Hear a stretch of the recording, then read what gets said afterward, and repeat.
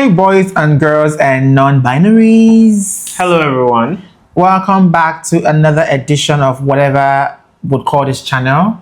Yeah. Do you think we should find a name for this channel? Maybe we'll leave that to them to do. Yeah, we're too busy for that right now. Okay. Yeah, we'll get to that at some point. So I'm Tochi once again. I'm Seven. Yeah, and this is another episode of Lyrics Breakdown, where we just dissect lyrics, like I said, or like I would say, backstory. Alex and I used to be friends, and we had parted ways and reunited recently, and have since then been exploring elements of our personalities through music and a number of interests and just ideologies and everything in between. So we've been at this for a while now, going some 10 plus episodes deep. We've had from 7 by Taylor Swift to The Marvelous Orange Tree by Deaf Heaven, Running from the Chase by Truth Club, Hit the Wall by Gracie Abrams, and a host of others. We cannot keep count anymore, which is a good thing. So today we're bringing you another one that I'm super excited about. This one is from my own playlist. This is called Dear Reader by Taylor Swift.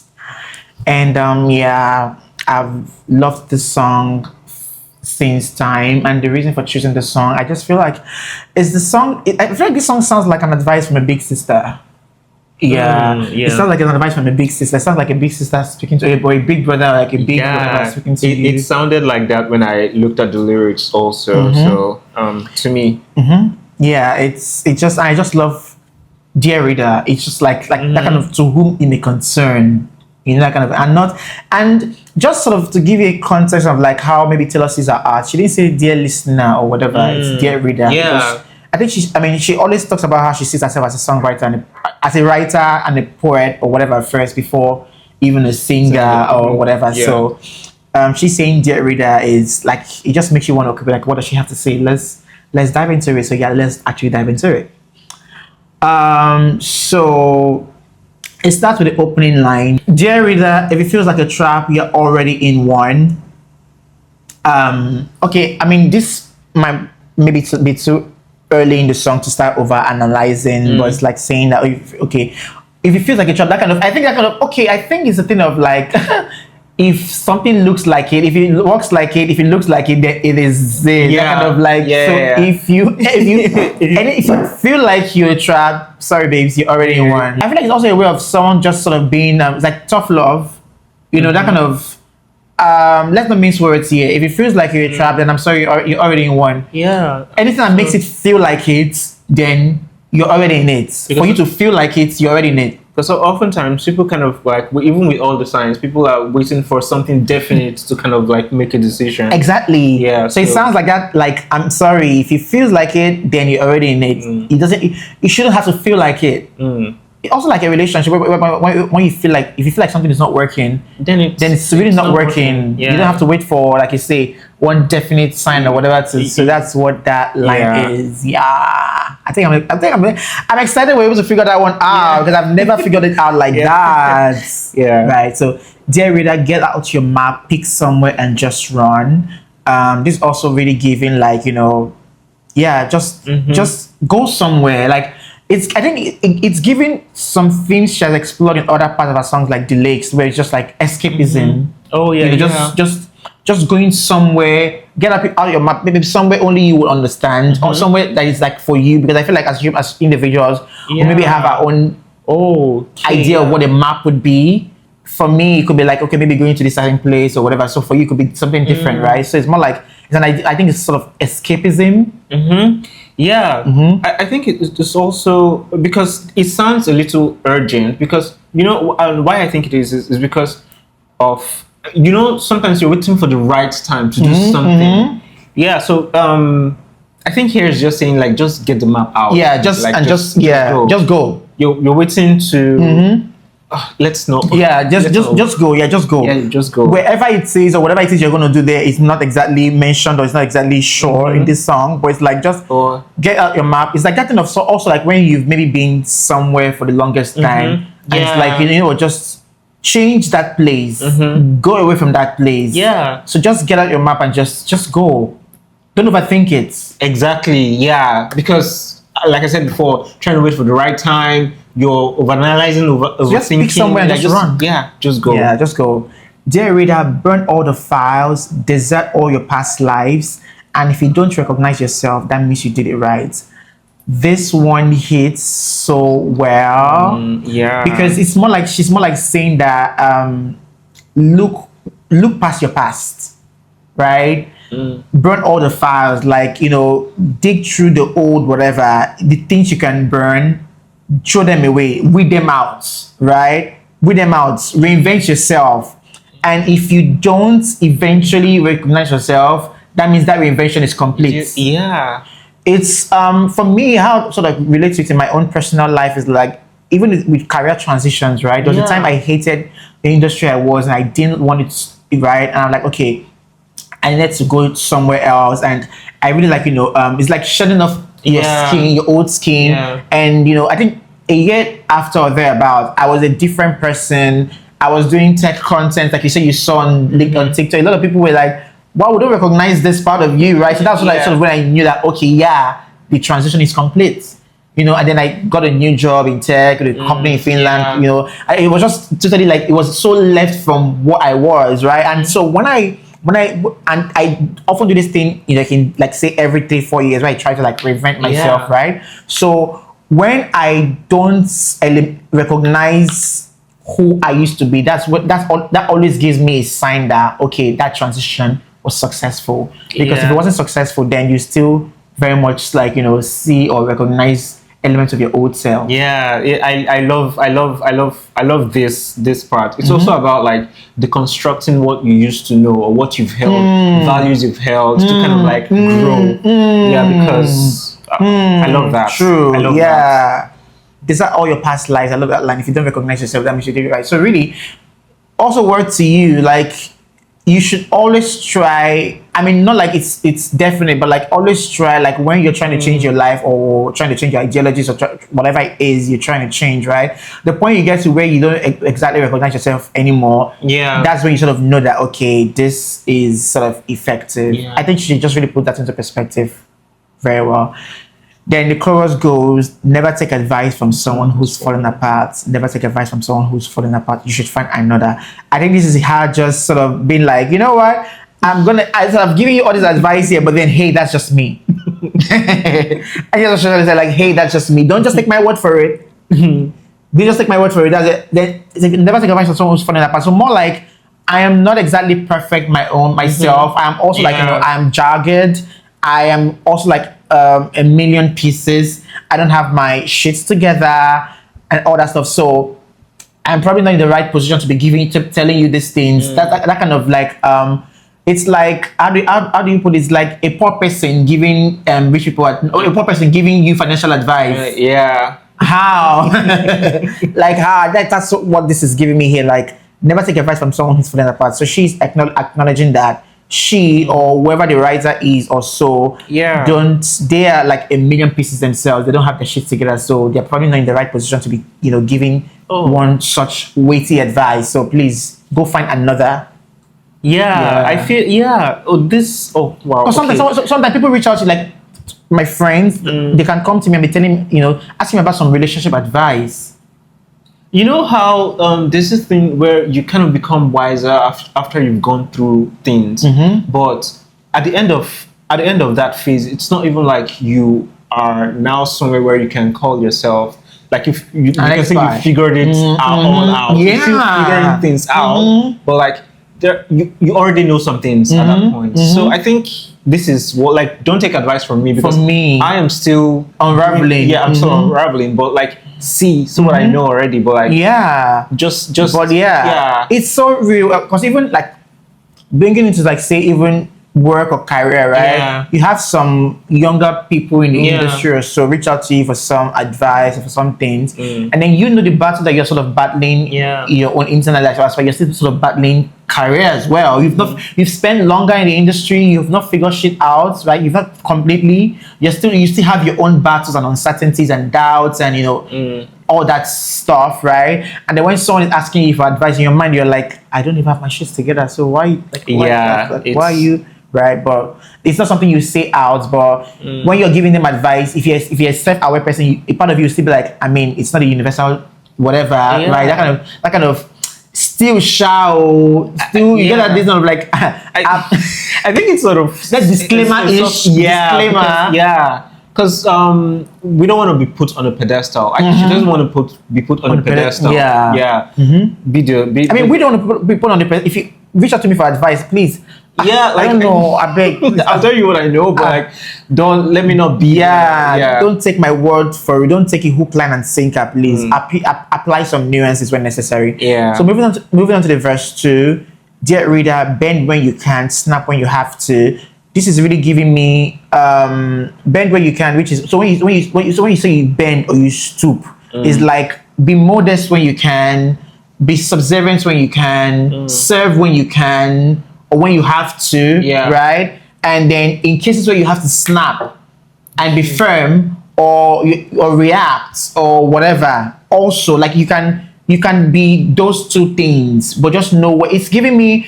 There's a Taylor song, like Marjorie, where she's like, never be so kind you forget to be clever, never be so clever you forget to be kind, never be so polite you forget your power, never wield such power you forget to be polite. This is what it's also giving me here, like bend when you can, like be humble, like which is pretty much like who Taylor is. Be humble, be whatever, but also when you have to snap, when you have to be crazy, know when to also bring out that craze as well, because you know that thing of where it's like if people see you to be this very calm whatever person, they start taking you for granted. If you don't know when to be firm, people will take you for granted.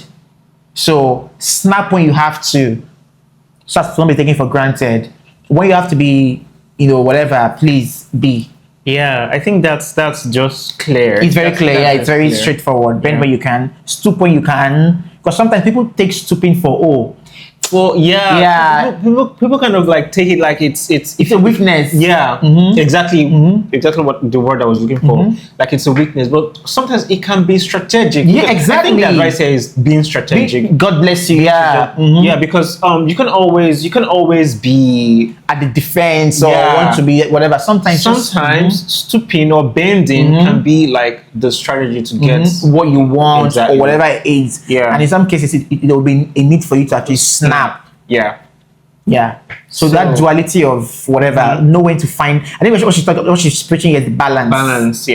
Know where and when to find the balance. Where, she's not going to tell you where, but she just tells you that find the balance in your own life and whatever it is, you know where and how to apply that. But moving on. Dear reader, you don't have to answer just because they asked you. This is so tea as well. You have something? No, it's clear. It's clear, It's not everything you have to answer to. In every ramification, it's not everything you have to answer to. It could go from maybe in her case, right? It could be maybe as a public figure, being asked certain questions, right? Me as a regular person, I'm relating into like even like family, friends. People ask you for things. People either ask you for things or ask you questions or ask you for just things in general, right? It's not everything that you have to answer to in general, life in general. And this is very important when you think about the way people are so interested, people are so curious about other people's lives, and sometimes they make it look like you owe them a duty of like showing them what your life is like, of answering every question they have. People feel like they can audit. They have what's the word I'm looking for here? They can audit your life or something. Like, and you don't have to answer. You don't have to answer. You don't owe them. You don't owe people. You don't owe answers every time. And then this also speaks to like this is also an advice to like say from these are advices to the perspective of say not people now. Say you as a person, because let's be honest, in this day and time, everybody wants to be a thought leader. Everybody wants to have something to say about something. Everybody wants to have an opinion. Everybody wants to just be that voice or whatever. It's not everything you actually have to speak about. It's not everything you have to have answers to. Sometimes it's actually okay to say, I don't know. I love that. It's okay to be like, I don't know. I don't have the bandwidth or whatever to comment on this issue. It's actually okay, legit. What you just said is very, very important, but because this is in internet culture, and when you think about how people communicate online, sometimes not knowing something or just not having knowledge about like a certain topics or certain things can be seen as a moral failing of some sort. Like, and it's tiring when you have to look at it, because you can't go online and interact with people and learn from those interactions, because it's always like So performative these days. exactly, you have to come knowing everything. That's what they expect. You have to come, so like it's just you don't have to answer. You don't have to answer. You don't have to You don't have to answer. give. You don't have to give your opinion. You have to give a Yeah. voice and everything. Nah, it's actually okay to even sometimes, even if you know, it's Yeah. actually okay to just be like, you know what, I am. This is not my story to tell. This is not my whatever. This is not my answer to give. That kind of, maybe something happens to you, for instance, now. Yeah. Maybe they can't reach you. They're not maybe now try to reach me. Be like, oh, answer, and then because you've asked me now, why do I have to answer on Alex's behalf? It's not my story to tell. Like, it's not my story to tell. Like, it's so that line, it actually encapsulates different things, Yeah. but it's really just You can see it very well in can- this Alex yeah. case. Yeah. People want to know who the wife is. And they're asking so many questions. many It's questions. not their business. exactly. And I saw an interview of J&A interviewing Nancy Sime. Yeah. And he asked her about something about the death and everything, and then she was like, I mean, she can't really say much because really it's not her story to tell. Yeah. And that's actually so cool. Even if you know, right? You don't have to answer. Yeah. So yeah, It's crazy. It's so crazy. Then, dear reader, the greatest of luxuries is your secrets. Let me tell you something. There is something that comes with silence, right? Do you see these things whereby sometimes people that you've admired to be very quiet, they don't talk so much, blah blah blah. But the few times when they get to open your mouth to talk, you'll be like, oh, now I see why you've always been quiet, because you don't have sense. Because sometimes some people, Yeah. it's best they just be quiet. There's a particular name I have in mind. I'm not going to say the name on this thing, but let me type the name to you, right? Oh my god. Yeah, like really. So really, the greatest of luxuries Yeah. is your secrets. Yeah. Sometimes there's virtue in being quiet and not talking too much, and just keeping some things to yourself as well. And just sort of keeping some things, within. When you start opening up too much, especially in these days of, I was talking about, like, lifestyle content creators, Yeah. and not knowing where to draw the line, with certain things. Everybody wants to show you their personal lives, where they yeah. sleep, where they wake up. They want to show you everything, their mom, their dad. It gets to a point where, and then it is that you're exposing all of these things. These things can be used against you in the future. So I was going to say that, because when people know too much about people you, know too much about you. And when you actually expose too much of yourself, you don't know when you expose things that you shouldn't. You shouldn't. Yeah. You shouldn't, I'm sorry. It's tacky. Yeah. It's tacky. So all those revealing too much about Yeah. yourself. There's beauty in reserving some things. We should know less about each other. People should have secrets. Bro, that thing you just said, we should know less about each other. Some people don't have any secrets. They will come and tell you everything about who they were with last night, bro, we don't have to know these things, so the greatest of luxuries is your secrets. Try to keep some things sacred. Experience some things for just you and your loved ones. Not everything has to make it to social media. Yeah. Right?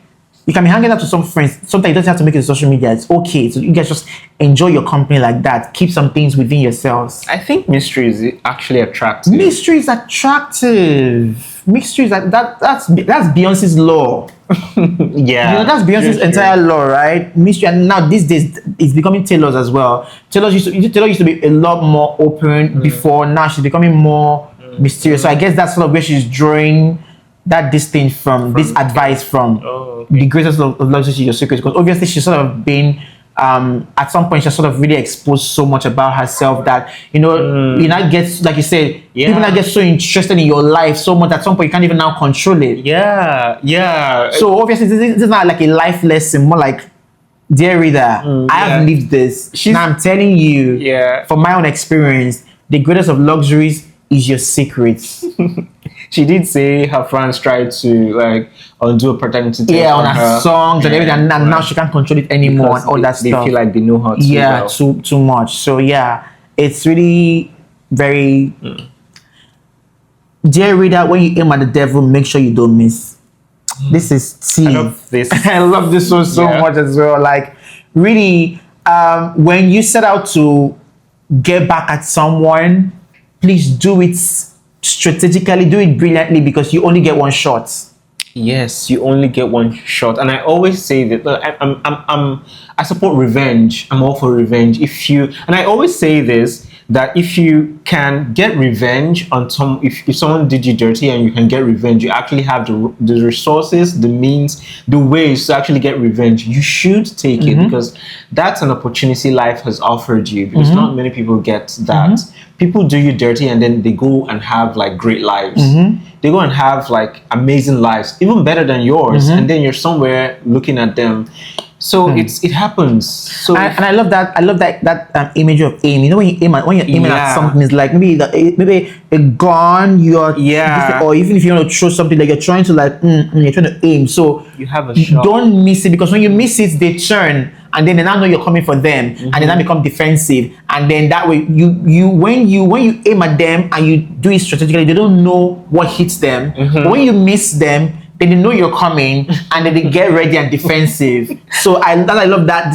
When you aim at the devil, make sure you don't miss. You get one shot, even if it has to take you a while.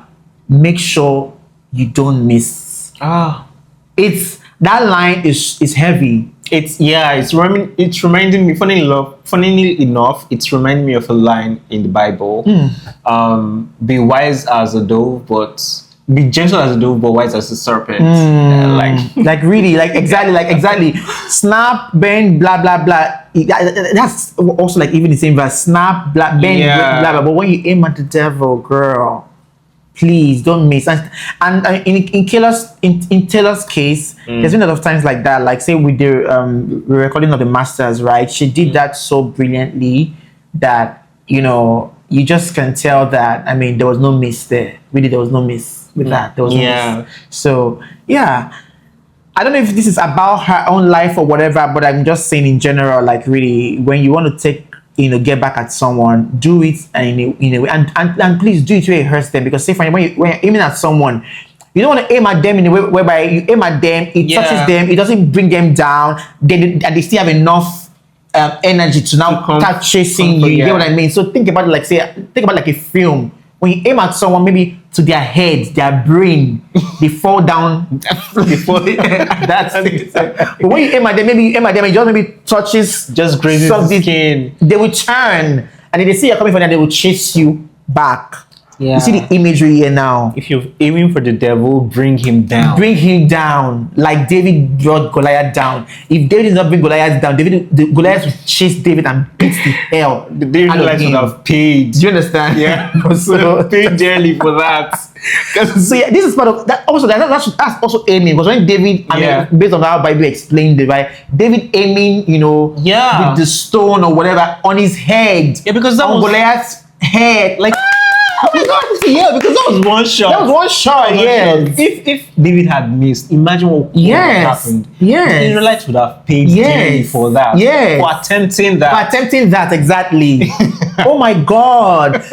Again, why I say I love what we're doing. Like you never know where we're going with this lyrics and this song. we just keep going. Like in my 4 years of listening to this song, I've never thought about it like this. Like David and Goliath in the Bible, and David aiming at Goliath with that stone and the catapult. Did aimed on the forehead. So aiming at the devil, please use it for aim at the forehead. So never take advice from someone who's falling apart. Just as what I explained. The bridge now. So I wandered through this night. I prefer hiding in plain sight. It's giving me restlessness. Being recluse or isolating. Yeah, it's giving me isolation and restlessness. Okay. And there's a certain restlessness that comes at night. I experience it a lot because I'm quite nocturnal. There's a certain restlessness that comes at nights. Okay. So how I would interpret this line is so I wanted through the night is so when the night, I think the night is like a metaphor for when you're, because at night when you're going to be, you're by yourself. You've done all the daily activities, socializing. At night you're in your bedroom, your most personal space, and then you're by yourself. You're with your thoughts and everything. So in that time, you're wandering through, your pacing, your head is it's chaos in your head and everything. And then I prefer hiding. And you're alone. Yeah, you're alone. I prefer nobody sees that part of you. That part of you, exactly. So, I prefer hiding in plain sight. It's now like, so now on the outside, because at night nobody sees that part of you. So on the outside, people see a facade. Yeah, people don't actually see what goes on inside. So it's like there's a part of you that's hidden behind the facade that you put forward. So that's how so she prefers putting up that facade. So yeah, so people don't see all the pacing, the wandering. I prefer hiding in plain sight, because hiding in the dark and hiding in plain sight. I'm trying to break down that English, because when you're hiding in plain sight, like, people can see me. They can see you, but they don't know. You don't know the real thing. You're still keeping something behind. They can see you, but you are hiding something while they can see you, or whatever. But yeah, because plain sight is like, people can see you. You're visible and everything, but there's just something that you're keeping away that they cannot see. It's like putting up a performance. Yeah. You're hiding in plain sight. Yeah. My fourth drink in my hand, this desperate prayers of a cursed man spilling out to you for free. Fourth drink in my hand, obviously she's drinking. Trying to drink through this or whatever. This desperate prayers of a cursed man. I love the construction of that line. Desperate prayers of a cursed man. Again, I think I've mentioned to you how layered this. There's prayers, there's desperate prayers, and then there's desperate prayers of a cursed man. It is just so intense. It's heavy. Yeah. You feel. The writer feels, or she feels cursed. She feels like this is a problem. This is a condition. Yeah. And she's sort of like, maybe wishing it away. Yeah. That's what the desperate prayers would be. I don't know why this is giving me a lot of imagery from the Bible, because this is giving me Lot.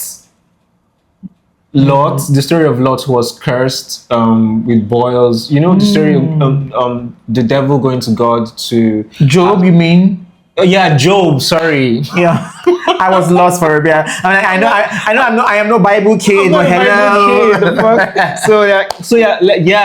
It's Job. So Job is a cursed man. And remember how desperately he prayed for. Like he was praying. Like even his wife came to him. Curse God and die. Yeah. So I don't know why this song is giving me a lot of. It's possible. I've started at Taylor's music. She draws a lot of imagery from the Bible, a lot. So it's very possible. This desperate prayers of a cursed man spilling out to you for free. So this is more like saying, my fourth drink in my hand. This is so maybe she's spilling to someone. It's giving that pouring out my heart to a stranger, but I didn't pour the whiskey. It's giving. That's what it's giving. That's from This Is Me Trying. Spilling out to you for free. So it's more like she's just talking to anybody she sees. Because it gets to that point sometimes. Have you ever been in a situation whereby you meet someone new, maybe at a bar or whatever, and you strike up conversations for some reason. You're just spilling. And then next morning you're asking yourself, why did I do that? Yeah, because really sometimes I meet some people randomly and I just start telling them about things like, say, heartbreak and what I had to experience and like things that they're not meant to know. Yeah. And I'm like, what are you doing? Yeah. Spilling out to you for free, but darling, please, you wouldn't take my word for it if you knew who was talking. Then she still points, she now moves now, she now faces the readers, like telling them, please, if you knew how shitty I am, if you knew how much of a million pieces I am, you wouldn't take my word for it. If you knew where I was talking, if only you know no, how can I explain this now? If you wouldn't take my word for it, if you knew who was talking, if you knew where I was walking, it's saying, if you know me well enough and know how, damaged I am or whatever, trust me, you wouldn't listen to me.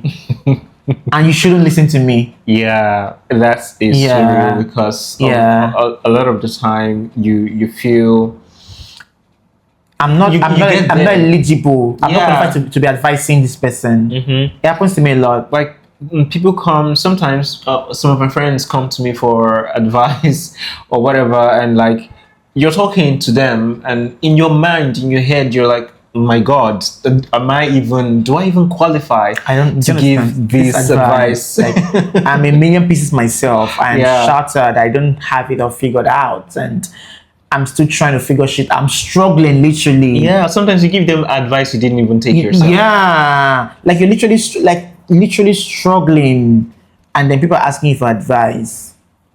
So yeah, if you're to a house, not a home, all alone, cause nobody's there, where I pace in my pen, and my friends found friends who care. No one sees when you lose, when you're playing. So let's take it a bit. If you knew where I was walking, to a house, not a home, all alone, cause nobody's there. Talking about solitude, loneliness. You have a house, maybe in a case you have this whatever, but it doesn't feel like a home, because it's so alone and there's nobody there. Because you know what makes home feel like home is really not just this, it's the people. You say home is where the heart is. Yeah, is people. People is what make homes. Yeah. Or people are what make homes. Let's be honest. It's not. Otherwise, it's just a house. It's just a house. Yeah. People are what make homes. When you think about home, you think about your family's embrace. You think about your little brother's favorites, whatever. Think about all those things are what makes home. But in our case, it's like to a house, not a home, all alone, because nobody's there. Where I pasted my pen, and my friends found friends who care. Of course, she pasting at every time. Then when you see my friend found friends who cares, maybe her friends moving on from her. Yeah. And finding someone else. It reminds me of sort of my present right now. Like, the person who I said, who like sort of trying, I'm just avoiding them right now because I'm really not mentally in that space. And I imagine it a world where they probably will find someone who is giving them all the advice that they need and who actually cares for them and can give them the attention that they need. And I fear that it's something I might sort of end up suffering for tomorrow. Oh. Yeah. Yeah. That is what I get from that. My friend found friends who care. Where I place my pen, my friend found friends who care. It's also you like hiding in plain sight. Because of course they don't know every other thing that's going on in your life, which is why like some certain things they kind of like they just see things from the outside. Yeah. Like you've told me before, like so.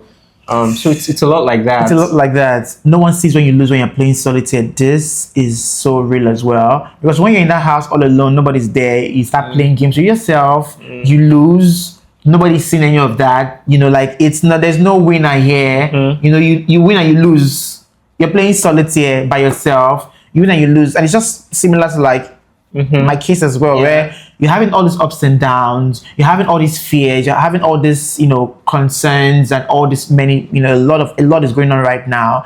Nobody's seen any of that. You're trying things, you're failing. Nobody's saying that it's okay, right?